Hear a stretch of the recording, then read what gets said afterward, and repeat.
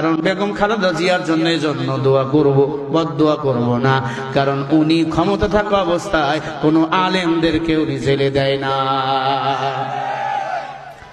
বরং আলেমদেরকে, কওমি আলেমদেরকে দাওরা হাদিস সমমান সার্টিফিকেট, মাস্টার্স পাস সমমান দিয়েছে, আলেমদেরকে সম্মান দিয়েছেন।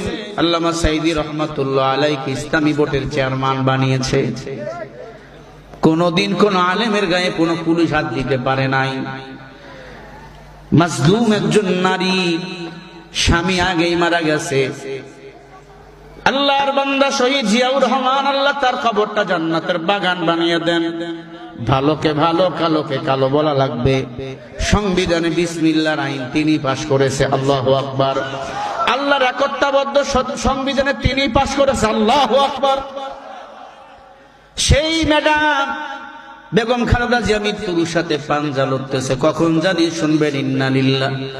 আল্লাহ তুমি যদি তার মৃত্যু লেখেই দেখো, মরতে হবেই আমাদের সবাইকে, ইমানের সাথে মৃত্যু দাও। কারণ দীর্ঘদিন জেল খেটেছে, মাজলুম তিনি, দেশের মায়ায়, জনগণের মায়ায় বিদেশে উন্নত চিকিৎসা নেওয়ার জন্য যায় নাই, কিন্তু ম্যাডাম শেখ হাসিনা ঠিকই পালিয়ে গেছে আমাদের ছেড়ে, ঠিক কিনা? মা অপেক্ষায় আছে, আমার ছেলে বুঝে আসবে। তারেক রহমান সাহেবকে বলবো, গ্রেপ্তারি পরোয়ানা ভাবিয়েন না, সেনাবাহিনী যে কোনো সময় গ্রেপ্তার করতে পারে, এই চিন্তায় আছেন। গ্রেপ্তার বুঝি না, দেশের মানুষ আপনার পক্ষে আছে। মা মৃত্যুর বিছানায় পড়ে আছে, মায়ের কাছে এসে দাঁড়ান। মা যদি দুনিয়াতে না থাকে, তার জন্য দুনিয়া হয় অন্ধকার। যাদের মা নাই সে জানে মায়ের কত দাম। তারেক রহমান সাহেবকে বললো, মায়ের পাশে এসে বসেন, মৃত্যুর সময় সূরা ইয়াসিন পড়েন, কালিমা পড়ান। কেমন কপাল পোড়া মা, দুইবারের প্রধানমন্ত্রী, কিন্তু পাশে সন্তান নাই মরণের সময়।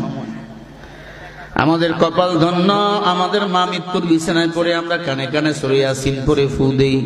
কারণ সূরা ইয়াসিন যদি মৃত্যুর সময় কানের মধ্যে পড়া হয়, ফু দেওয়া হয়, ওই বান্দার মৃত্যুর যন্ত্রণা কমে যায়, আজরাইল বেশি কষ্ট দিতে পারে না।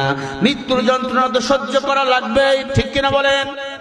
আমরা দোয়া করব, আল্লাহর বান্দী করুন অসুস্থ, আল্লাহ যেন তাকে মাফ করে শেফায়ে কামিলা আজলা দান করে, বলেন আমিন। আরো জোরে বলেন আমিন। বিএনপির মধ্যে অনেক মানুষ নির্যাতিত, কথা কয় না, অনেক বিএনপির ভাই নির্যাতিত, মামলা হামলা শিকার, আবার অনেক আছে সুবিধাবাদী।